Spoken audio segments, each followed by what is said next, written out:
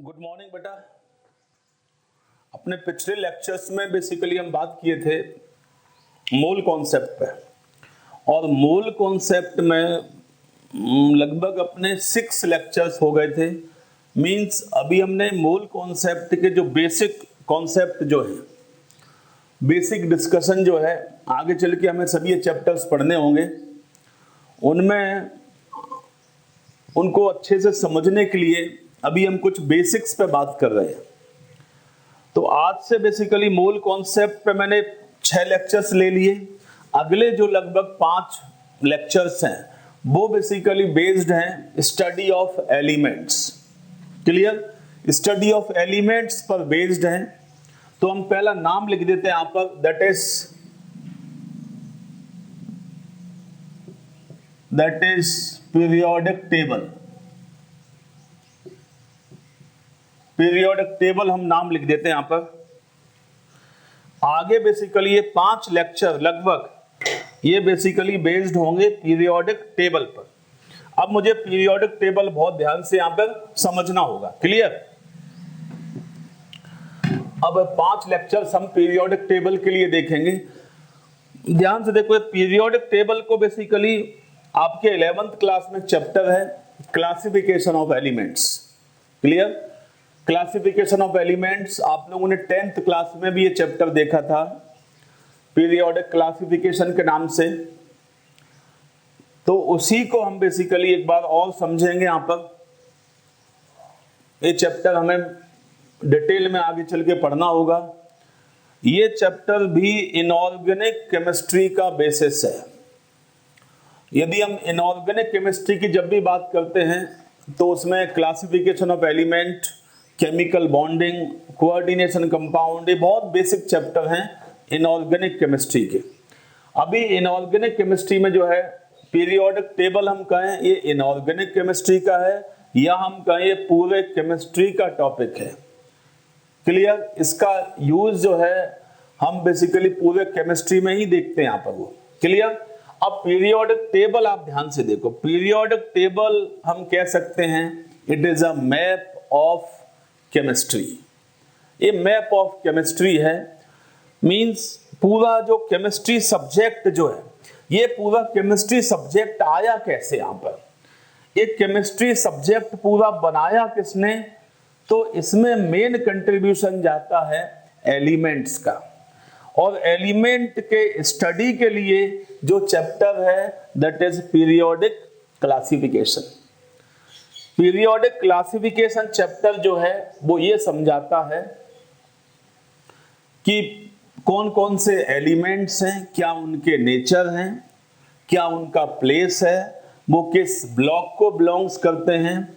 Means उनका पूरा जो क्लासिफिकेशन है, एलिमेंट्स का जो डिटेल्ड स्टडी है, वो बेसिकली इसी में रखा गया है। एक एग्जांपल समझो। यदि मान के चलो आप किसी भी किसी फैमिली का स्टडी करना चाहते हो, मान के चलो कोई सी भी फैमिली का यदि हम स्टडी करना चाहते हैं, तो उसमें एक बात बेसिकली क्या आएगा कि उस फैमिली में जो मेंबर्स हैं, उस फैमिली में जो लोग हैं, उनके एटलीस्ट पहले नाम तो हमें आना चाहिए कि उस फैमिली में कौन कौन से एलिमेंट्स हैं, उस फैमिली में कौन कौन से लोग हैं, उनके नाम क्या हैं, उनके नेचर क्या हैं, कौन कितना डायनामिक है, कौन कैसा है, ये बातें बेसिकली मुझे आना चाहिए। तो सिमिलरली केमिस्ट्री सब्जेक्ट को बहुत अच्छे से यदि हमें समझना है, तो केमिस्ट्री सब्जेक्ट को क्रिएटर कौन है, बनाने वाला कौन है, तो एलिमेंट्स हैं। Means different elements combined with each other to form millions and trillions of compound. Clear? उन कंपाउंड्स को पढ़ने के लिए, समझने के लिए हम सब ने डिफरेंट कैटेगरी बनाए हुए हैं। वो कॉन्सेप्ट हमें ज्यादा समझ में आए तो मैंने चैप्टर्स बना लिए। चैप्टर्स में भी सब चैप्टर्स बना लेते हैं, सब टॉपिक्स बना लेते हैं, जिससे हम अच्छे से उसको समझ सकें यहाँ पर। क्लियर? तो पीरियोडिक टेबल जो है ये बेसिकली क्या है, ये स्टडी ऑफ एलिमेंट्स है। क्लियर? पीरियोडिक टेबल में हम देखते हैं कि एलिमेंट्स का डिटेल डिस्कशन आपको मिलता है, उनके एटॉमिक साइजेस क्या हैं, उनके atomic radius, covalent radius, van Waal radius, ionic radius, ionisation energy, electron affinity, clear. इसके बाद इलेक्ट्रोनेगेटिविटी, इसके बाद metallic nature, non metallic nature, oxidising nature, reducing nature, इसके बाद hydration, hydration energy, hydrated radii, clear. इसके बाद हम डायगोनल रिलेशनशिप, और इसके बाद जो है ऑक्साइड्स का नेचर, क्लियर, हैलाइड्स के नेचर, नाइट्राइड्स यानी कैसे हैं, representative elements, clear, polarising power क्या है, पोलराइजेबिलिटी क्या है, मींस आगे चल के हम बहुत डिटेल में बेसिकली देखते हैं। आप लोग अभी जो 10th क्लास में 4-5 प्रॉपर्टीज आपने पढ़ी थी, एटॉमिक साइजेस क्या हैं इनके, clear, ionisation energy, clear, electron affinity, कुछ पॉइंट आपने छोटे छोटे देखे हुए थे। अब 11th में आपको डिटेल में चैप्टर पढ़ना है, तो इस चैप्टर को पढ़ने में भी लगभग 15-20 दिन लग जाते हैं पीरियोडिक क्लासिफिकेशन चैप्टर पढ़ने में, क्लियर। बट फिलहाल हम इसका एक इंट्रोडक्टरी पार्ट जो है, एक बेसिक पार्ट है, वो हम बेसिकली देखने जाएंगे, क्लियर। तो आप इसको बहुत ध्यान से आप समझते चलना। कोई पूछे पीरियोडिक टेबल चैप्टर हमें क्या इंफॉर्मेशन देगा, it provide the detailed study of elements, ये एलिमेंट्स का डिटेल्ड स्टडी प्रोवाइड करता है, कोई दिक्कत तो नहीं। तो वही बेसिकली हमें यहां पर देखना है। अब स्टार्टिंग में बेसिकली क्या है, ये पीरियोडिक टेबल एग्जिस्टेंस में कैसे आया, पीरियोडिक टेबल बनाया कैसे, पीरियोडिक टेबल बना कैसे, ये हम थोड़ा सा जानना चाहते हैं। मींस पीरियोडिक टेबल किस टाइप से बना, ये हम थोड़ा सा समझना चाहते हैं, क्लियर। तो मींस आप लोग हेडिंग लिख दो यहां पर, एक heading, development of periodic table, clear. Development of periodic table में थोड़ा सा हम यहां पर देखेंगे, इसके बाद हम आगे चल के long form of periodic table की ही बात करेंगे यहां पर। तो पहला आपने क्या लिख दिया, डेवलपमेंट ऑफ पीरियोडिक टेबल में पहले जो साइंटिस्ट है बेसिकली एंटवाइन लेवोजियर, ये बेसिकली एक साइंटिस्ट है यहाँ पर, एंटवाइन लेवोजियर। दूसरे बेसिकली फिर यहाँ पे साइंटिस्ट आ गए थे यहाँ पर, जोसेफ प्राउस्ट हो गए यहाँ पर। थर्ड बेसिकली यहाँ पर डोबेनियर्स ट्रायड आपने पढ़े हैं पहले से। फिर बेसिकली आगे आ जाता था न्यूलैंड्स क्लासिफिकेशन।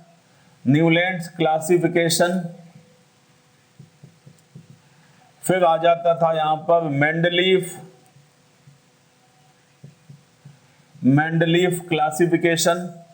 फिर एक आ जाता था यहां पर मोसलेज क्लासिफिकेशन, क्लियर। अभी हम बेसिकली क्या जस्ट ये देखना चाह रहे हैं कि पीरियोडिक टेबल का डेवलपमेंट कैसे हुआ। ये बड़ा इंटरेस्टिंग होता है, किसी भी सिस्टम का डेवलपमेंट कैसे हुआ, और अपन को इसमें इंटरेस्ट भी आता है कि कोई सा भी सिस्टम या हम कहें कोई सा भी ऑर्गेनाइजेशन इतना बड़ा कैसे बना, उसका क्या जर्नी रहा, वो बेसिकली आज इतना डोमिनेटिंग है तो कैसे है, क्लियर। तो हम एक पीरियोडिक टेबल कैसे बना उसके रिगार्डिंग कुछ साइंटिस्ट लोगों का कंट्रीब्यूशन हम याद करते हैं। कुछ साइंटिस्ट लोगों ने जो कंट्रीब्यूशन अपने दिए हैं उनको हम बेसिकली एक बार देखना चाहते हैं, कोई दिक्कत तो नहीं। एंटवाइन लेवोजियर जो साइंटिस्ट थे, इन्होंने बेसिकली क्या किया, एक सबसे पहले प्रिमिटिव बेसिस पर इन्होंने बिल्कुल सिंपलेस्ट वे में इन्होंने सबसे पहले कहा कि हम एलिमेंट्स को मेटल्स नॉन मेटल्स में क्लासिफाई कर सकते हैं। मींस इन्होंने कहा elements can be classified into metals and non metals. उस समय लगभग 30-35 एलिमेंट्स होते थे, तो इन्होंने पहला अपना क्लासिफिकेशन रखा मेटल्स एंड नॉन मेटल्स के टर्म्स में। और उन्होंने कहा मेटल्स कौन है जो इलेक्ट्रॉन डोनेट करते हैं, नॉन मेटल्स कौन है जो इलेक्ट्रॉन्स लेते हैं, क्लियर। एक सिंपल बात है इन्होंने रखी। और इसके साथ साथ में हम इनके लेवल के ही ड्रॉबैक्स देखेंगे, मतलब इनने जब मेटल्स नॉन मेटल का नाम लिया था तो मेटलॉइड्स को भी इनको बोलना चाहिए था यहाँ पर। क्लियर? मेटलॉइड्स भी इनको बताना चाहिए थे, बट वो इन्होंने नहीं बताए। तो ये बेसिकली इनका वीकनेस था या इनका ड्रॉबैक था। क्लियर? कोई दिक्कत तो नहीं। Means Antoine Lavoisier, father of chemistry, first time introduces that elements can be classified into metals and non-metals. Metals are the substance which can donate the electrons, while non-metals are the substance which can accept the electrons. Clear? तो ये बात इन्होंने first time यहाँ पे रखी, जिनके खास ज्यादा मतलब नहीं है, बट फिर भी एक डेवलपमेंट हम देखना चाहते हैं कि आज का जो पीरियोडिक टेबल हम देखते हैं ये किस टाइप से एग्जिस्टेंस में आया। कोई दिक्कत तो नहीं यहाँ पर? तो एंटवाइन लेवोजियर की मैंने आज बात की। फिर साइंटिस्ट आए यहाँ पर जोसेफ प्राउस्ट। जोसेफ प्राउस्ट जो साइंटिस्ट थे, इन्होंने बेसिकली क्या किया, इन्होंने यहाँ पर सबसे पहले बोला कि सभी एलिमेंट्स हाइड्रोजन से मिलके बने हैं। All the elements are made up of hydrogen. मतलब इन्होंने एग्जाम्पल भी दी यहाँ पर। इन्होंने कहा all elements are made up of hydrogen.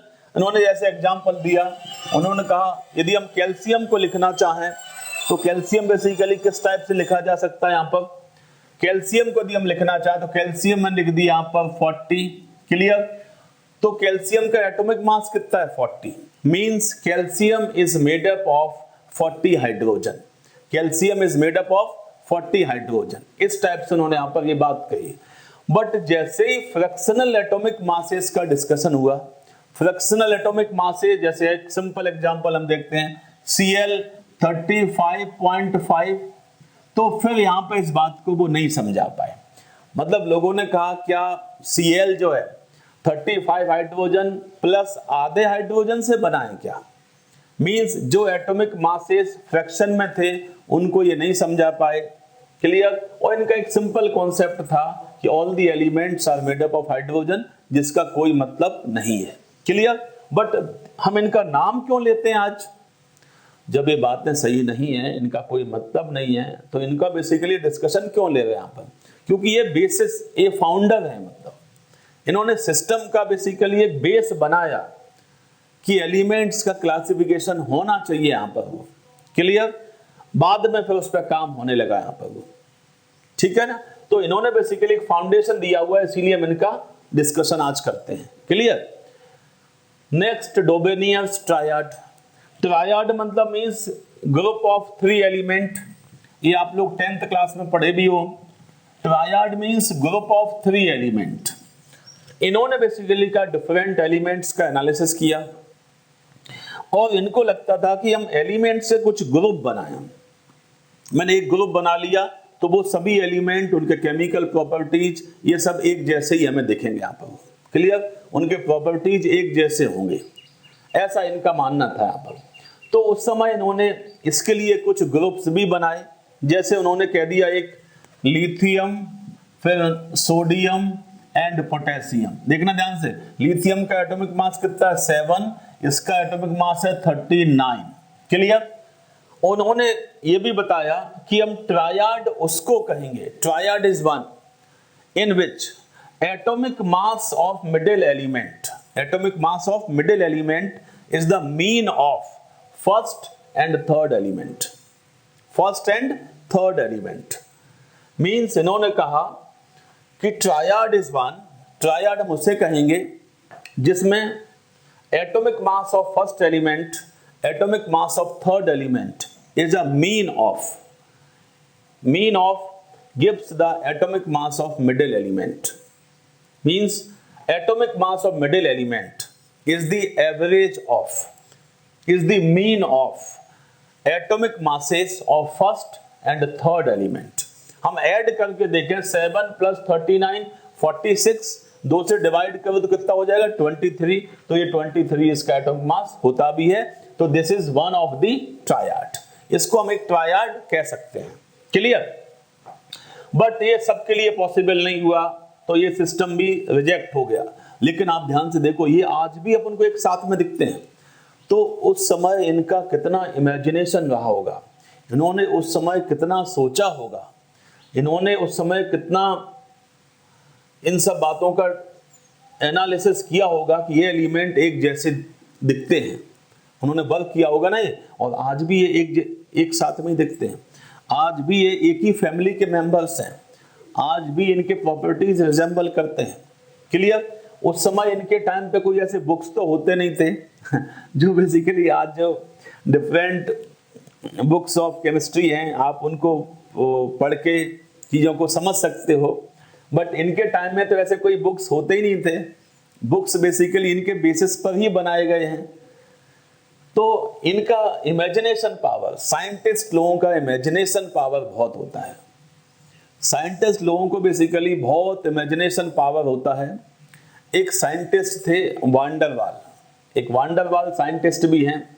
उन्होंने पूरा जो गैसेस हैं, पूरा गैसेस का स्टडी अपने घर पे बैठ के ही लिख दिया, कोई एक्सपेरिमेंट भी नहीं किया, और बड़ी बड़ी बातें जो है वो उन्होंने लिख दी। वांडरवाल साइंटिस्ट को नोबेल प्राइज भी दिया गया था। क्लियर?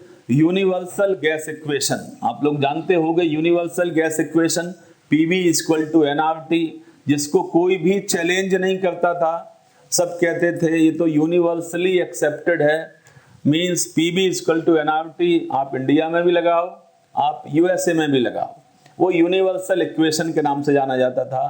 तो यूनिवर्सल इक्वेशन को भी वांडरवाल ने चैलेंज कर दिया था, मींस उसमें भी करेक्शन दिया हुआ है।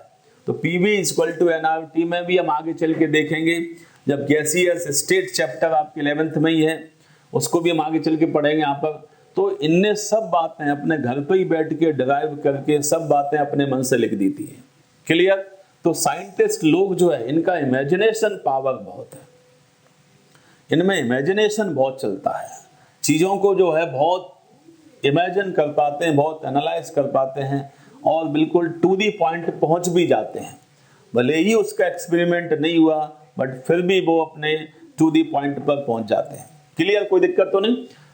तो फिलहाल बेसिकली डोवेनियस ने डोवेनियर ट्रायड की बात करी यहाँ पर। तो triad is one which, triad हम किसको कहेंगे, जिसमें बेसिकली क्या होगा, वो उनकी प्रॉपर्टीज रिजेंबल करती होगी, और मिडिल एलिमेंट जो है उसका एटॉमिक मास फर्स्ट और थर्ड वाले का मीन होगा।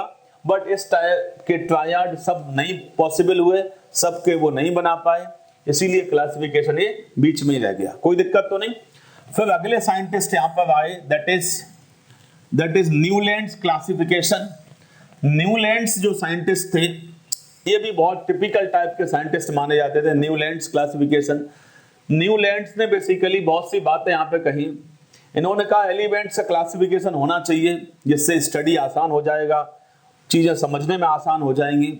एलिमेंट्स का क्लासिफिकेशन होना चाहिए, और सिंपली हम क्लासिफाई कर सकते हैं, जैसे म्यूजिकल नोट्स। जैसे म्यूजिकल नोट्स आप जानते हो, सा रे गा मा पा धा नी सा, उसी टाइप से इन्होंने कहा हम एलिमेंट्स को भी क्लासिफाई कर सकते हैं। फर्स्ट इन्होंने बेसिकली लॉ ऑफ ऑक्टेव से भी दिया था। यहाँ पर law of octaves, law of octaves और लॉ ऑफ ऑक्टेट दोनों अलग हैं। ऑक्टेव्स का नियम, ऑक्टेट का नियम दोनों अलग अलग हैं। ऑक्टेट का नियम लिविस ने दिया हुआ था, ऑक्टेव्स का नियम न्यूलैंड्स ने दिया था। ऑक्टेट का मतलब भी 8 होता है, ऑक्टेव्स का मतलब भी 8 होता है, बट दोनों अलग अलग सेंस में यूज होते हैं, अलग अलग जगह यूज होते हैं। क्लियर? यहां पे उन्होंने कहा कि law of octaves states that first and 8th element resemble with each other. मतलब उन्होंने यहां पर किस टाइप से लिखा, जैसे मैंने यहां पे लिख दिया लिथियम, लिथियम मैंने यहां पे लिखा, फिर मैंने लिखा बेरिलियम, फिर मैंने बोरॉन CnOF, फिर उन्होंने यहाँ पे लिखा sodium 11, magnesium, clear, aluminium, silicon, phosphorus, sulphur, chlorine, फिर कहा पोटेशियम, फिर कैल्शियम। इन्होंने इस टाइप से यहाँ पर एलिमेंट्स लिखे हुए थे। यहाँ पर क्लियर, इन्होंने इस टाइप से एलिमेंट्स लिखे हुए थे यहाँ पर।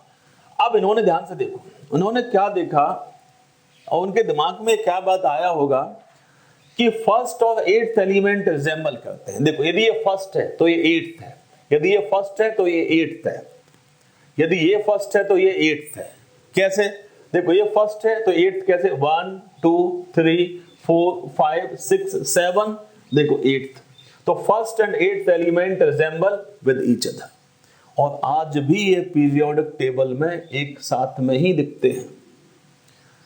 आज भी ये पीरियोडिक टेबल में एक साथ में ही आपको दिखते हैं। क्लियर? तो इनका वर्क जो है, वर्क बहुत अलग टाइप का वर्क था। इन्होंने कैसे क्या उस समय बोल दिया था ये बात, और ये एलिमेंट्स आज एक साथ में ही दिखते हैं। यहां तक है बेरिलियम के साथ मैग्नीशियम, मैग्नीशियम के साथ कैल्शियम, आप आज का पीरियोडिक टेबल भी देख सकते हो। क्लियर? तो इन्होंने बेसिकली न्यूलैंड्स ने क्या बोला कि first and eighth element resemble with each other. जैसे मैंने कहा ये फर्स्ट है तो ये एट्थ एलिमेंट है, अब काउंट कर लो 1 2 3 4 5 6 7 8, देखो first and eighth element resemble with each other. ये फर्स्ट है तो ये एट्थ एलिमेंट है, ये फर्स्ट है तो एट्थ एलिमेंट। तो लॉ ऑफ ऑक्टेव्स क्या कहता था कि फर्स्ट और एट्थ एलिमेंट आपस में रिजेंबल करते हैं, ये बात इन्होंने कही। बट न्यूलैंड्स क्लासिफिकेशन जो था कैल्शियम के आगे फिर एप्लीकेबल नहीं था, सबको हम इस टाइप से क्लासिफाई नहीं कर पाए थे यहाँ पर। क्लियर? कोई दिक्कत तो नहीं? तो एक सिंपल क्लासिफिकेशन यहाँ पर ये है, तो न्यूलैंड्स का मैंने यहाँ पे डिस्कशन लिया हुआ है। क्लियर? तो नेक्स्ट इसके बाद आते हैं मेंडलीफ क्लासिफिकेशन। ध्यान से देखो, मेंडलीफ का जो क्लासिफिकेशन था, मेंडलीफ का क्लासिफिकेशन, मेंडलीफ ने बहुत वर्क किया। मेंडलीफ का वर्क बहुत था। इन्होंने फिजिकल प्रॉपर्टीज स्टडी किए, इन्होंने केमिकल प्रॉपर्टीज का स्टडी किया, और फिजिकल पैरामीटर में बहुत से स्टडी इन्होंने किए। ऑक्साइड का स्टडी, नाइट्राइड्स, हैलाइड, सल्फेट, बहुत से इन्होंने कंपाउंड्स की भी स्टडी यहाँ पे रखी। क्लियर? इनका बेसिकली पहला जो क्लासिफिकेशन था ये प्रॉपर वे में था, और पूरा साइंटिफिक क्लासिफिकेशन उन्होंने रखा हुआ था। क्लियर? मेंडलीफ ने फर्स्ट टाइम पीरियोडिक लॉ भी दिया था। मेंडलीफ तक के जो क्लासिफिकेशन है, सबका ऐसा मानना था कि एटॉमिक मास जो है, किसी भी एलिमेंट का एटॉमिक मास ही मेन है। मींस किसी भी एलिमेंट का एटॉमिक मास जो है, ये it is a fundamental property. Atomic mass is a main fundamental property for any elements. तो मेंडलीफ तक एटॉमिक मास ही मानते थे। तो मेंडलीफ ने भी यही कहा कि एटॉमिक मास ही फंडामेंटल प्रॉपर्टी है, और उन्होंने एक पीरियोडिक लॉ दे दिया यहाँ पर। मेंडलीफ का पीरियोडिक लॉ बेसिकली क्या कहता था? मेंडलीफ का पीरियोडिक लॉ कहता था ऑल द फिजिकल, सभी फिजिकल, ऑल द केमिकल, सभी chemical properties depends upon atomic mass, या हम कहें all the physical and chemical properties are the periodic function of their atomic masses, not atomic number. Means according to Mendeleev, atomic mass is the fundamental property, means atomic mass is the identification of element according to Mendeleev। ये बात Mendeleev बोले थे यहाँ पर। Mendeleev का पूरा काम जो है वो एटॉमिक मास पर ही बेस्ड था। क्लियर? उन्होंने पीरियोडिक लॉ यहाँ पर दिया, जो आज भी हम यहाँ पर देखते हैं। क्लियर? फिर उन्होंने बेसिकली कहा कि एलिमेंट्स को हम कैसे क्लासिफाई कर सकते हैं। तो उन्होंने एलिमेंट्स को क्लासिफाई किया 7 पीरियड्स में। उन्होंने 7 पीरियड्स बनाए यहाँ पर, और 8 बेसिकली यहाँ पर ग्रुप्स बनाए यहाँ पर, पीरियड्स यहाँ पर और ग्रुप्स बनाए यहाँ पर। आप लोग पीरियोडिक टेबल आपके पास होना चाहिए। जैसे ध्यान से देखो बेटा, ये पीरियोडिक टेबल आपको यहाँ पे दिख रहा है, इस टाइप से यहाँ पर देखो, ये हॉरिजॉन्टल यहाँ पर, ये बेसिकली क्या आपको दिख रहा है यहाँ पर 7 पीरियड्स, मींस 1 2 3 4 5 6 7, ये बेसिकली हॉरिजॉन्टल जो लाइंस थी ये बेसिकली पीरियड्स हो गए। और ग्रुप्स कौन से? ये जो वर्टिकल लाइंस आपको दिख रही ये क्या थे? ग्रुप्स थे यहाँ पर। ये actually long form of periodic table है। मेंडलीफ का पीरियोडिक टेबल में भी हम इसी टाइप से देखते हैं। और इन्होंने ग्रुप्स को भी क्या है, ए और बी में डिवाइड किया हुआ था, ए और बी में। क्लियर? तो देखा जाए आज के वे में यदि हम देखें तो लगभग 16 ग्रुप्स हो गए, और 7 पीरियड। तो ये बात तो आज भी वैलिड है, 7 पीरियड्स ही हैं पीरियोडिक टेबल में, आज भी है ये, क्लियर। बट आगे चल के पीरियोडिक टेबल वो चेंज होता चला गया। तो आज का पीरियोडिक टेबल हम इसको क्या बोलते हैं, this is long form of periodic table, this is a long form of periodic table. सभी के पास अपने स्टडी टेबल के सामने एक बड़ा सा पीरियोडिक टेबल होना चाहिए, बड़ा सा पीरियोडिक टेबल होना चाहिए। आप ये समझ लो यही केमिस्ट्री का मैप है, ये छोटा सा यहाँ पर अभी है, लेकिन आपके पास बड़ा सा एक पीरियोडिक टेबल होना चाहिए। इसमें ये एलिमेंट्स आपको दिख रहे हैं, इन एलिमेंट्स ने ही अपने बहुत से कंपाउंड बनाए, उन कंपाउंड्स को पढ़ने के लिए, समझने के लिए पूरा केमिस्ट्री सब्जेक्ट बन गया यहाँ पर, जिसमें फिजिकल केमिस्ट्री आ जाता है, organic chemistry, inorganic chemistry, clear. तो ये एलिमेंट्स बहुत इंपॉर्टेंट है, क्लियर। अभी हम इसी पे आके मेन बात करेंगे, इसी को हम बेसिकली मेन समझाना चाहते हैं। Long form of periodic table, ये मुझे याद भी होना चाहिए, क्लियर। इस पर हम अभी आगे चल के बात करेंगे। मींस मेंडलीफ क्लासिफिकेशन जो था ये बहुत साइंटिफिक क्लासिफिकेशन था। साइंटिस्ट लोगों को लगता था कि मेंडलीफ ने ये काम कंप्लीट कर दिया है, एलिमेंट्स का क्लासिफिकेशन का जो वर्क था वो कंप्लीट हो गया है, अब इस पर काम करने की आवश्यकता नहीं है, क्लियर। मींस इनका क्लासिफिकेशन सब जगह एक्सेप्टेड था, सब लोगों ने माना कि ये परफेक्ट क्लासिफिकेशन हो गया है, अब इसमें कोई दिक्कत नहीं है, क्लियर। बट इनके भी यदि हम ड्रॉबैक देखना चाहें तो इनके ड्रॉबैक भी हम देखें तो हाइड्रोजन की पोजीशन क्लियर नहीं थी, हाइड्रोजन का पोजीशन क्लियर नहीं था। और एक आइसोटोप्स का और बात होती है। अब मेंडलीफ का लक आप देखो, उस समय आइसोटोप्स का मतलब क्या होता है, isotope means element having same atomic number but different mass number. जैसे देखो मैंने कार्बन लिखा एटॉमिक नंबर 6 12, मैंने कार्बन 6 एटॉमिक नंबर 14, तो ये आपस में क्या आइसोटोप्स है। यदि उस समय आइसोटोप्स आ गए होते तो हो सकता है मेंडलीफ अपने क्लासिफिकेशन को एक अलग फॉर्म दे सकते थे। आज भी हम हो सकता है मेंडलीफ का ही हम पीरियोडिक टेबल पढ़ रहे होते, आज हम मेंडलीफ का पीरियोडिक टेबल नहीं पढ़ते यहां पर, क्लियर। तो आइसोटोप्स यदि होते तो देखो कार्बन के इनको 2 प्लेस बनाने पड़ते, क्योंकि carbon 12 atomic mass, carbon 14 atomic mass. तो उस समय आइसोटोप्स आए ही नहीं थे यहां पर, तो आइसोटोप्स का यहां पर डिस्कशन नहीं था, क्लियर। फिर उन्होंने कुछ अनलाइक एलिमेंट्स जो डिफरेंट एलिमेंट थे उनको एक साथ में रख दिया। जैसे डी ब्लॉक के मेटल्स और एस ब्लॉक के मेटल्स में बहुत डिफरेंस है। एस ब्लॉक के मेटल्स हाईली रिएक्टिव हैं, डी ब्लॉक के मेटल्स बहुत कम रिएक्टिव हैं, दोनों को एक साथ में रख दिया था, ये बात बिल्कुल सही नहीं थी यहाँ पर, ठीक है ना। तो मेंडलीफ का क्लासिफिकेशन जो था वो काफी हद तक सही था यहाँ पर, क्लियर। उन्होंने काफी स्टडी किया हुआ था और अपना बेसिस उन्होंने बनाया था यहाँ पर, क्लियर, कोई दिक्कत तो नहीं। और मेंडलीफ पीरियोडिक टेबल को अब मुझे याद करने की आवश्यकता है ही नहीं, और वो तो हम एक बार बस देखना चाह रहे हैं यहाँ पर कि मेंडलीफ का वर्क कैसा था, कैसा उन्होंने किया हुआ था। लेकिन मुझे मेन जो पढ़ना है वो है long form of periodic table, कोई दिक्कत तो नहीं यहाँ पे। अब नेक्स्ट क्लासिफिकेशन किसका आ गया यहाँ पर, Mauchly classification. Mauchly actually periodic classification पे वर्क नहीं कर रहे थे, मॉसले पीरियोडिक क्लासिफिकेशन पे वर्क नहीं कर रहे थे। मॉसले एक्चुअली किस पे काम कर रहे थे यहाँ पर, मॉसले का जो वर्क था वो था एक्स रेस प्रोडक्शन।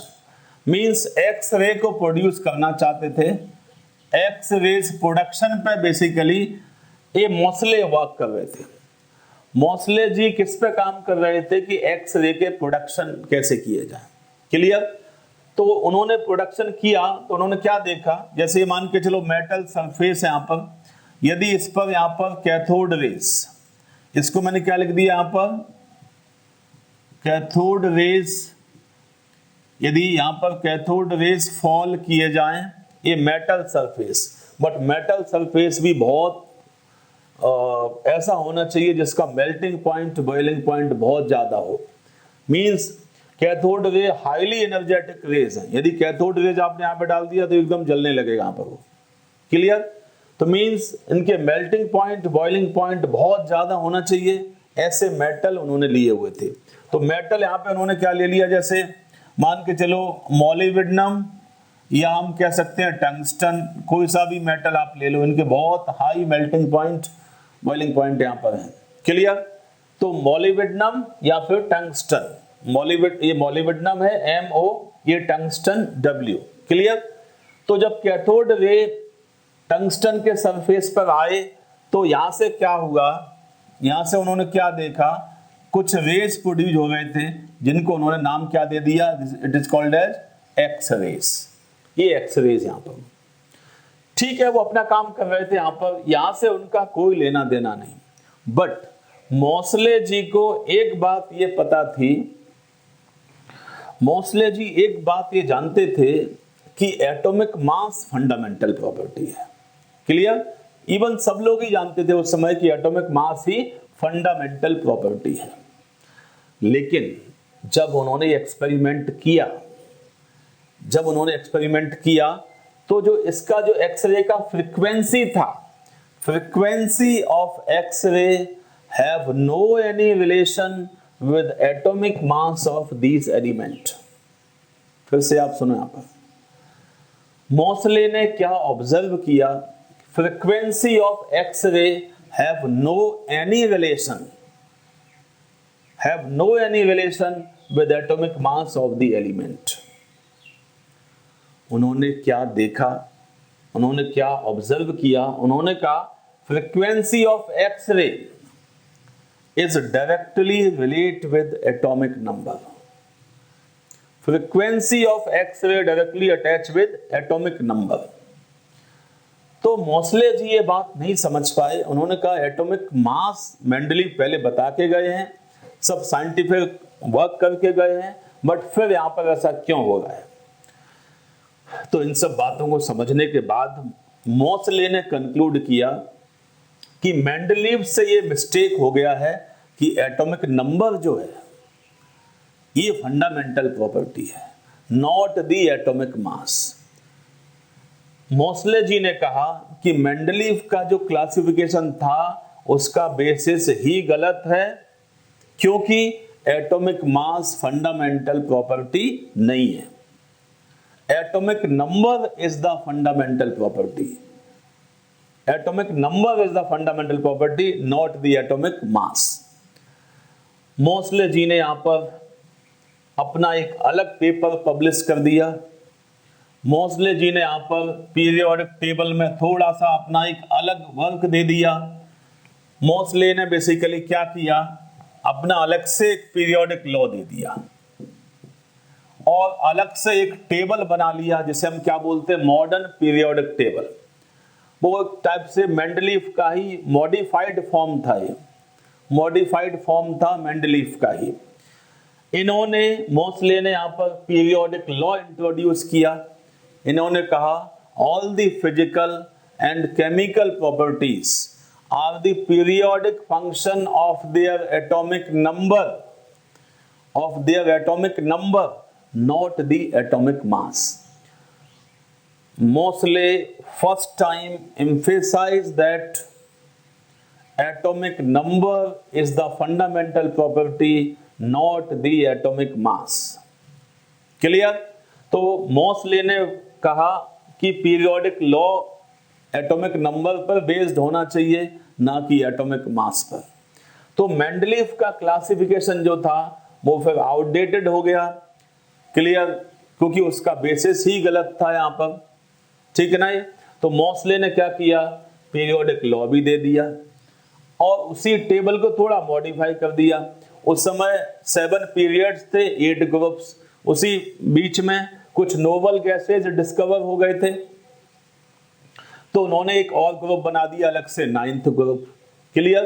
तो मोसले के पीरियोडिक टेबल में 7 पीरियड्स एंड 9 ग्रुप्स हो गए थे। यहां पर कोई दिक्कत तो नहीं, ये बात आपको समझ में आ जाएगा। तो ये बेसिकली एक डेवलपमेंट हिस्ट्री है, इसका ज्यादा कोई खास मतलब नहीं है, बट मेन हमें जो अब समझना है that is long form of periodic table, उसी की अब मुझे डिटेल में बात करनी है। इसी से रिलेटेड मुझे कुछ प्रॉपर्टीज भी पढ़ने होंगे। मींस पीरियोडिक प्रॉपर्टीज जो हम बोलते हैं, वो पीरियोडिक प्रॉपर्टीज का डिस्कशन भी हमें यहाँ पर देखना होगा। क्लियर? तो यहाँ तक ये बातें क्लियर हो जाएंगी यहाँ पर। मींस अभी मैंने जो आपसे बात किया है ये simply development of periodic table.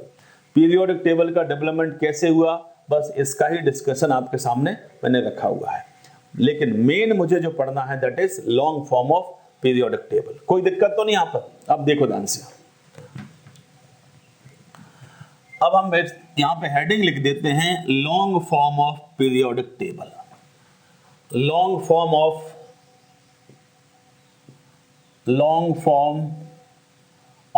Periodic table. Clear? आप लोग भी हेडिंग लिख दो, long form of periodic table. Clear? Long form of periodic table आप देखो ध्यान से। Long form of periodic table का पूरा स्ट्रक्चर आपको बनाते आना चाहिए।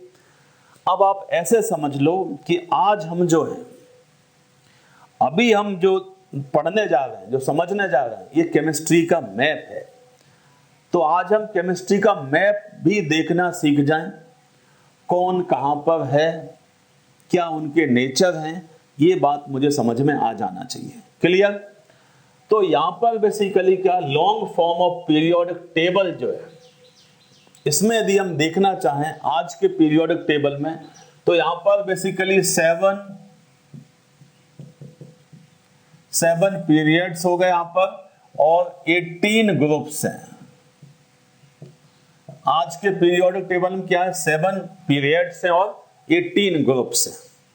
क्लियर? और यहां पर ब्लॉक बेसिकली यहां पर, और 4 यहां पर ब्लॉक बना दिए, 4 ब्लॉक्स हैं। 4 ब्लॉक्स हो गए यहां पर। 4 ब्लॉक्स कौन कौन से हो गए, तो देखो यहां पर कौन सा, पहला एस ब्लॉक,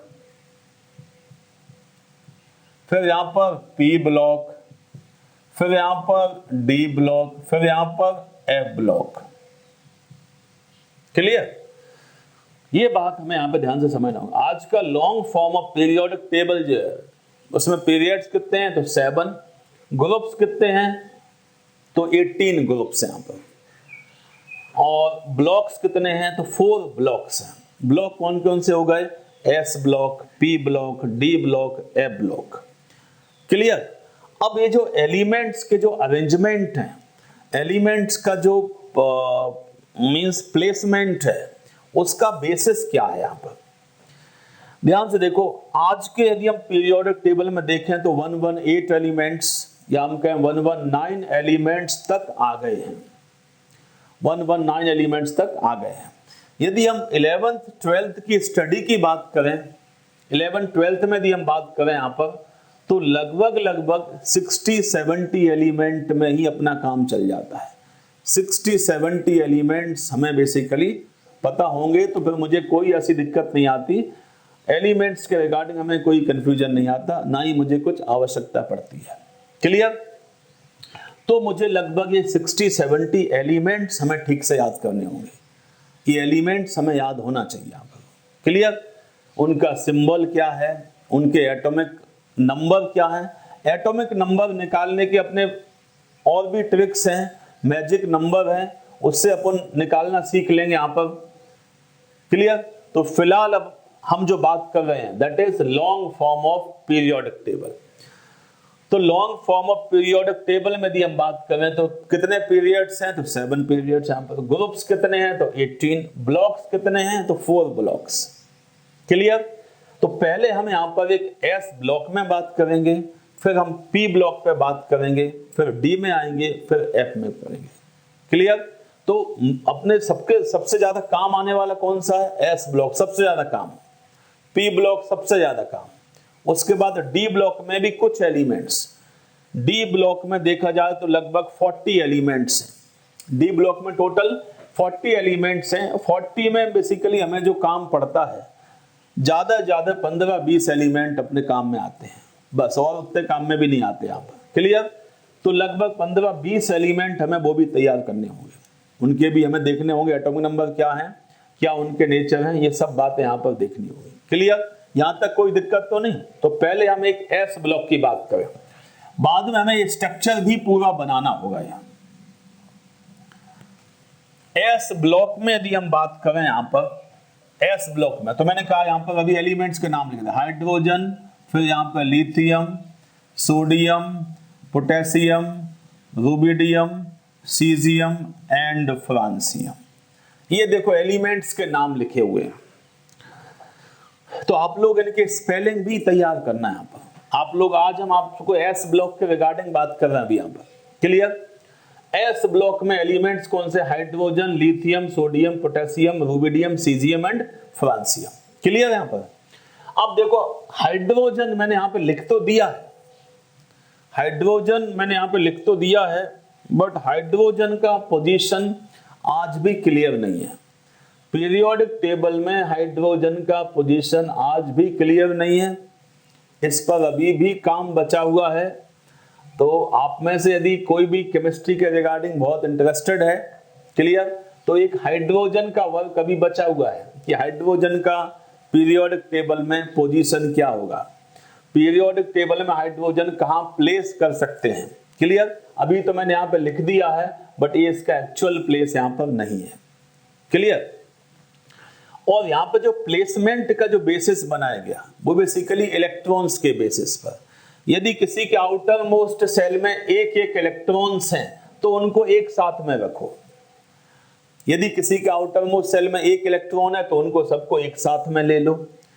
यदि किसी के आउटर मोस्ट सेल में 2 इलेक्ट्रॉन्स हैं तो उनको आप एक साथ में ले लो, क्लियर। ध्यान से देखो यहां पर केमिकल प्रॉपर्टीज जो है, केमिकल प्रॉपर्टीज यदि हम एलिमेंट्स की बात करें तो आउटर मोस्ट सेल में इलेक्ट्रॉन्स कितने हैं इसके बेसिस पर हम समझाते हैं। मींस आउटर मोस्ट सेल में इलेक्ट्रॉन्स कितने हैं उसके बेसिस पर उसका केमिकल प्रॉपर्टीज डिटरमाइन किया जाता है। यदि उनके आउटर मोस्ट सेल में एक एक इलेक्ट्रॉन है तो उनके केमिकल प्रॉपर्टीज रिजेंबल करते होंगे, क्लियर। तो मैंने यहाँ पर एलिमेंट्स के नाम लिखे हुए हैं। अब इन एलिमेंट्स को याद करने के भी बहुत डिफरेंट ट्रिक्स बने हुए हैं, क्लियर। वो ट्रिक्स जो हैं वो सब सेकेंडरी हैं, क्लियर। आप इनको एक साथ में ठीक से याद करना सीखो यहाँ पर। वैसे यदि हम ट्रिक्स की बात करें यहाँ पर तो हम इसको अपने मन से सब लोग लिख लेते हैं। यदि हम इसे लिखना चाहें यहाँ पर, हे ली ना का कब से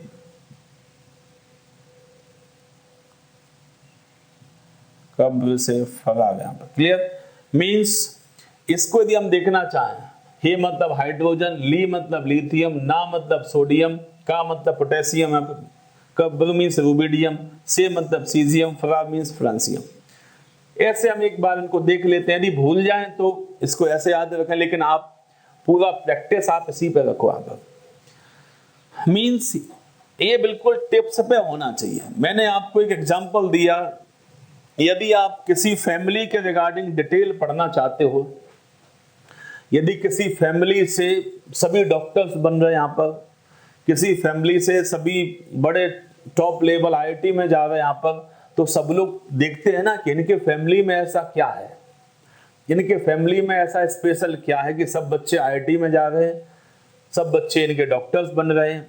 तो ये ऐसा क्या है इनके फैमिली में, ऐसा जानना चाहते हैं।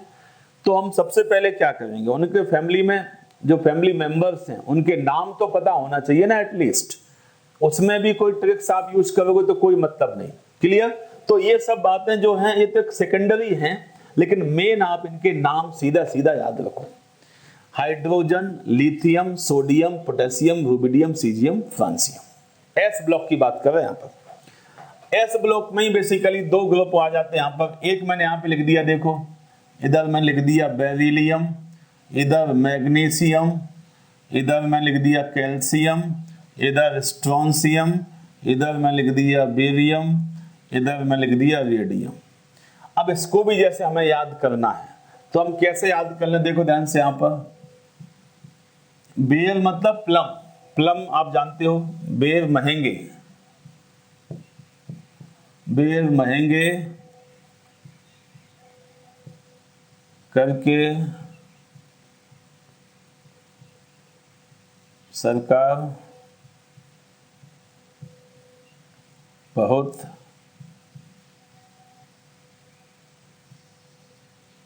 बेर महंगे करके सरकार बहुत हो गया। यदि हम भूल जाएं तो इसको याद कर लेना, नहीं तो बच्चों को ये याद रहता है, ये याद नहीं रहेगा आप। क्लियर? तो आपको बेसिकली मेन क्या याद करना है, ये आपको याद करना है। बेरिलियम, स्पेलिंग भी आप देखो, beryllium, magnesium, calcium, strontium, barium and radium. Clear?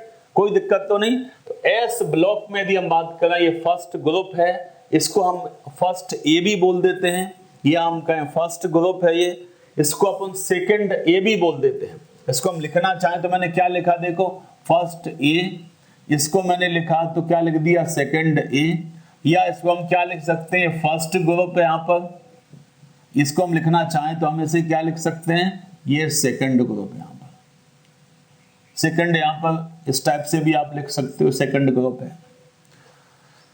Clear? ये एस ब्लॉक की अभी मैंने बात किया हुआ है। क्लियर? अब इनके देखो एटॉमिक नंबर, आप देखो atomic number is a fundamental property. तो इसका एटॉमिक नंबर क्या है, तो मैंने यहाँ पे एटॉमिक नंबर में साइड से 1। क्लियर? लिथियम का कितना है, लिथियम का 3 यहाँ पर, सोडियम का 11, पोटेशियम का 19 यहाँ पर, प्रोबिडियम का 37 यहाँ पर, सीजियम का 55 है यहाँ पर सीजियम का, और फ्रांसियम का 87 है, 87। क्लियर? अब मान के चलो हम यहां पर भूल गए इनके एटॉमिक नंबर। एटॉमिक नंबर आपको बहुत अच्छे से याद होना चाहिए। एटॉमिक मास में भी हम आगे चल के ट्रिक्स बताएंगे, बट एटॉमिक नंबर आपको ठीक से आना चाहिए पहले। अब एटॉमिक नंबर मान के चलो मुझे 19 इसका है, इसका 37 भूल गए, उसमें से नहीं याद आ रहा यहाँ पर। क्लियर? तो आप लोग एक मैजिक नंबर्स भी हैं। क्लियर? एटॉमिक नंबर के लिए यहाँ पर that is magic number. Magic number basically यहां पर क्या है, तो मैंने क्या लिख दिया 2, 8, 8, 32, 2, 8, 8, 18, 32। ठीक है। कोई पूछे मैजिक नंबर कौन कौन से हैं, 2, 8, 8, 18, 18, 32, ये मैजिक नंबर कहलाते हैं। जैसे देखना ध्यान से यहां पर, अब हाइड्रोजन का एटॉमिक नंबर मुझे याद था, लिथियम का याद नहीं था यहाँ पर, तो हम ये मैजिक नंबर से एटॉमिक नंबर निकाल लें। समझना ध्यान से यहाँ पर, पहला मैजिक नंबर 2 है, तो मैंने यहाँ बीच में लिख दिया यहाँ पर 2। अब देखना हाइड्रोजन का 1 है, तो 1 में आप ये 2 ऐड करो, वो इसका एटॉमिक नंबर होगा। ठीक है ना? अगला मैजिक नंबर कौन सा है, 8 है, तो 3 और 8 ऐड करो, यहां पर कितना होगा 11, तो नेक्स्ट का ये आ गया यहां पर। नेक्स्ट मैजिक नंबर यहां पर मैंने लिख दिया 8, अब 11, अब नेक्स्ट का मुझे निकालना था, भूल गए यहां पर, कैसे करते हैं यहां पर, तो 11 + 8 19। क्लियर? अब मुझे इसका निकालना था यहां पर, तो मैंने क्या लिख दिया 18। क्लियर? अब 19 + 18 कितना हो जाता है 37। क्लियर? अब यहां पर मैंने नेक्स्ट निकालना था 37 + 18 कितना हो जाएगा 55। इसका भूल गए यहां पर, तो मैंने यहां पे क्या लिख दिया, देखो 32। 55 + 32 कितना हो जाएगा 87। मींस मैजिक नंबर जो है ये बेसिकली एटॉमिक नंबर निकालने के हैं। हम आपको डिफरेंट ग्रुप्स में ये मैजिक नंबर कैसे लगाना है ये भी हम एक बार आपको बताएंगे। आप ये इस पैटर्न में सबके साथ ऐसा नहीं लगा सकते हो, गलत हो जाएगा यहाँ पर, ठीक ना। कुछ नंबर फिर हमें छोड़ने होते हैं अदर ग्रुप्स की जब हम बात करते हैं। बट फर्स्ट ए, इसको हम कहना चाहें, इसको अपन क्या बोलते हैं, alkali metal, that is called as alkali metal. इसे हम क्या बोलते हैं, alkaline earth metal, it is called as alkaline earth metal. तो हमें एटॉमिक नंबर यदि निकालने थे और हम भूल जाते हैं तो apply the concept of magic number. Magic number का कॉन्सेप्ट आप अप्लाई कर दो, कोई दिक्कत तो नहीं। यहां पर मैजिक नंबर यहाँ पर ये मैंने आपको लिखे हुए थे, ये हम सभी फैमिली में आपको बताएंगे कि हम किस टाइप से अप्लाई करें। क्लियर? अब जैसे देखो ध्यान से, यहाँ पर सेकंड वाले में देखो बेरिलियम का एटम नंबर 4 है यहाँ पर। अब मुझे इसका निकालना था, तो अब मैंने अब 2 से स्टार्ट नहीं किया, मैंने 8 से स्टार्ट किया। अब 8 यहाँ पे लगाओ, 8 प्लस कितना हो जाएगा यहाँ पर 12, इसका एटम नंबर 12 है। क्लियर? 12, उसके बाद फिर क्या मैजिक नंबर में 8 ऐड करो यहाँ पर, 12 प्लस 8 20, इसका एटॉमिक नंबर 20 यहाँ पर। इसके बाद फिर आप 18, इसका मुझे निकालना था, फिर 20 प्लस 18 कितना हो जाएगा 38। क्लियर? फिर 18 के बाद एक बार और 18 ऐड करो यहाँ पर, इसका कितना हो जाएगा 56 यहाँ पर। बाद में क्या 32 ऐड करो यहाँ पर, ये कितना हो जाएगा 88। तो सेकंड वाले ग्रुप की जब हम बात करेंगे तो कौन कौन से मैजिक नंबर हमने लगाए, केवल इतने वाले लगाए यहाँ पर, यही बस अप्लाई करें, और अप्लाई नहीं किए मैंने। ठीक है ना? 2 को मैंने छोड़ दिया था क्योंकि यहाँ पे एक पहले पीरियड की यहाँ पे बात ही नहीं, यहाँ पर वो सेकंड से ही स्टार्ट था ना ये वाला, तो मैंने छोड़ दिया 2 को यहाँ पर। Means with the help of magic number we can determine the atomic number. S block में 2 फैमिली हैं, पहला कौन सा कहलाता है एल्कली मेटल्स, दूसरा एल्कलाइन अर्थ मेटल। नाम भी इनके याद होना चाहिए, एलिमेंट्स हमें ठीक से याद होना चाहिए, एलिमेंट्स की स्पेलिंग हमें ठीक से याद होना चाहिए, एटॉमिक नंबर भी हमें याद हो जाना चाहिए। बट एटॉमिक नंबर अभी हम मैजिक नंबर से निकाल भी सकते हैं यहाँ पर। Means with the help of magic number we can determine the atomic number. Atomic number जो है हम डिटरमाइन कर सकेंगे यहाँ पर। ये बात हो गई यहाँ पर। तो मैंने अभी ये एस ब्लॉक के एलिमेंट्स, अब हम इनकी बहुत सी प्रॉपर्टीज आपको बताएंगे। ये एलिमेंट्स कैसे हैं, क्या इनकी रिएक्टिविटी है, कैसी इनकी एक्टिविटी है, ये एलिमेंट्स अपने आसपास मिलते हैं क्या। क्लियर? इन सब बातों की डिस्कशन जो है वो हम नेक्स्ट लेक्चर में रखेंगे। मीन्स अगले लेक्चर में हम पहले एस ब्लॉक पे बात करेंगे, फिर आगे चल के पी ब्लॉक पे बात करेंगे, फिर आगे हम डी ब्लॉक पे बात करेंगे। तो आप लोग बेटा एक बात ध्यान में रहे, आप लोग अभी एस ब्लॉक पूरा पी ब्लॉक, पूरा डी ब्लॉक याद कर लो। एफ ब्लॉक में एलिमेंट्स के उनके ना तो कंपाउंड्स कभी आते हैं, ना ही उनका हमें ज्यादा यूज में आता है। क्लियर? तो उनको हम धीमे धीमे प्रैक्टिस में लेंगे, बट तब तक S block, P block and D block हम ये तैयार कर लें। क्लियर? ध्यान से देखो बेटा, अभी हम आप लोगों से जो हम बात कर रहे हैं, अभी हम केवल एक बेसिक कॉन्सेप्ट सीख रहे हैं। आगे चल के चैप्टर तो बहुत बड़े बड़े चैप्टर्स हैं, इनको पढ़ने में बहुत टाइम लगेगा, बट एक हमें बेसिक्स का आइडिया हो जाए। एक मेरे दिमाग में जो है केमिस्ट्री का डिस्कशन होने लगे, मेरा दिमाग केमिस्ट्री को समझने लगे यहाँ पर, उसी के रिगार्डिंग लगभग हम 5-5 लेक्चर्स एक टॉपिक पर लेते चले जाएंगे। क्लियर? जिससे आपके दिमाग में थॉट प्रोसेस स्टार्ट हो जाएगी, आप चीजों को समझने लगोगे। जब आप रेगुलर क्लास में आके बैठोगे तो आप ज्यादा से ज्यादा कॉन्सेंट्रेटेड होगे, ज्यादा से ज्यादा हमसे समझोगे, और विदाउट एनी हेजिटेशन आप हमसे डाउट पूछोगे। ये बहुत एसेंशियल है। मैंने आपको पहले ही बताया था, जो बच्चा खूब ज्यादा डाउट पूछे वो ऑटोमेटिकली परफॉर्मर बन जाता है, वो ऑटोमेटिकली अच्छा परफॉर्म करने लगता है। तो आप लोग बेटा, सब बच्चों के अलग अलग नेचर होते हैं। कुछ बच्चे जो है डाउट नहीं पूछते, कुछ बच्चे जो है कम बोलते हैं। ठीक है बेटा, ये आपका नेचर है, इसमें कोई दिक्कत वाली बात, ऐसी दिक्कत वाली बात नहीं कि आप दिन भर बोलने लगो।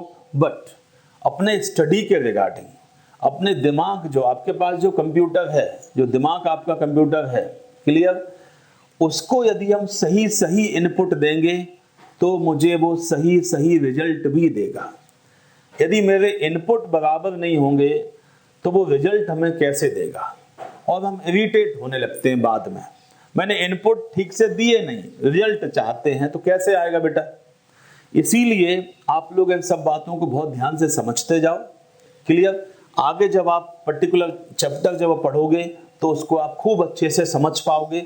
आपके दिमाग में जो है पहले से भी कुछ होमवर्क होगा, जैसे ही हम आपको क्लासिफिकेशन ऑफ एलिमेंट चैप्टर पढ़ाएंगे, हम आपको बोल देंगे बेटा ये 4-5 जो लेक्चर हम पहले बताए थे वो थोड़ा सा आप देख लेना, रिवाइज कर लेना, फिर हम पढ़ना स्टार्ट करेंगे। तो बच्चे खूब ज़्यादा डाउट पूछते हैं और अपने यहाँ पर बेटा खूब डाउट डिस्कशन होता है, क्लियर विद डिसिप्लिन के साथ में सब चीज़ें डिस्कशन होती हैं, कोई ऐसा दिक्कत नहीं आती है। बच्चे खूब डाउट पूछते हैं, टेस्ट में पूरे दम से टेस्ट देते हैं, मार्क्स भी बहुत अच्छे आते हैं। मीन्स ये जो जो एटमॉस्फियर है, पढ़ाई का एटमॉस्फियर भी बहुत एसेंशियल है। और पढ़ाने के साथ साथ में स्टूडेंट जो हैं उनका जो वो कैसे अटेंटिव हैं, वो बच्चे कितने अवेयर हैं, ये बात भी मैटर करता है। क्लियर? क्योंकि स्टडी ये डायलॉग है, नॉट द मोनोलॉग। अभी तो ये मोनोलॉग ही चल रहा है, बट एक्चुअली स्टडी क्या है? डायलॉग है, जो बच्चे भी पार्टिसिपेट करें, टीचर भी उसमें पार्टिसिपेट करें, बच्चे फ्रीली डाउट पूछ सकें without any hesitation. Clear? Teacher भी उनको बहुत अच्छे से समझाए, एक बार में समझ में नहीं आए तो उसको 2 बार में 3 बार में समझाया जाए। एक बार आप समझ जाओगे फिर आगे चल के फिर कोई दिक्कत नहीं होगी। सब बच्चों का बेसिकली ये अलग अलग पोटेंशियल होता है। कोई बच्चे बहुत जल्दी समझ जाते हैं, किसी को थोड़ा टाइम लगता है, लेकिन जिसको टाइम ज़्यादा लगा उसको ज़्यादा समय तक याद भी रहता है, ये भी एक बेनिफिट है। क्लियर? तो आप लोग विदाउट एनी हेजिटेशन खूब अच्छे से आप पढ़ते चलो, और कोई डाउट यदि आए, कोई पॉइंट समझ में नहीं आए तो डायरेक्टली मुझे कॉल करो। ठीक है बेटा? चलो कल हम बेसिकली इसी के आगे कल बात करें। ओके, थैंक यू बेटा।